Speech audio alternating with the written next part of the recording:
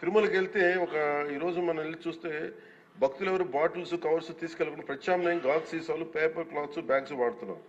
So లక్షలాది భక్తులు క్రమశిక్షణతో ఈ నియమాన్ని పాటిస్తూ ఉన్నారు.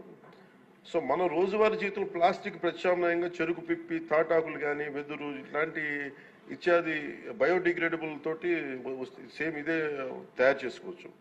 సో ప్లాస్టిక్ని నిరోధించాలంటే ముందుగా మూలాలపై దృష్టి సారించాలి. దానికి ప్రత్యామ్నాయ పరిశ్రమలకి సర్క్యులర్ ఎకానమీ పెద్దపీటలు వేయాలి. సో ఆ దిశగా గౌరవ ముఖ్యమంత్రి గారు కూడా వాటిని ముందుకు తీసుకెళ్తారు ఈ పథకాల ద్వారా. తిరుమలకి వెళ్తే ఈరోజు మనం వెళ్ళి చూస్తే భక్తులు ఎవరు బాటిల్స్ కవర్స్ తీసుకెళ్ళకుండా ప్రత్యామ్నాయం గాజు సీసాలు పేపర్ క్లాత్స్ బ్యాగ్స్ వాడుతున్నారు. సో లక్షలాది భక్తులు క్రమశిక్షణతో ఈ నియమాన్ని పాటిస్తూ ఉన్నారు. సో మన రోజువారీ జీవితంలో ప్లాస్టిక్ ప్రత్యామ్నాయంగా చెరుకు పిప్పి తాటాకులు కానీ వెదురు ఇట్లాంటి ఇత్యాది బయోడిగ్రేడబుల్ తోటి సేమ్ ఇదే తయారు చేసుకోవచ్చు. సో ప్లాస్టిక్ని నిరోధించాలంటే ముందుగా మూలాలపై దృష్టి సారించాలి.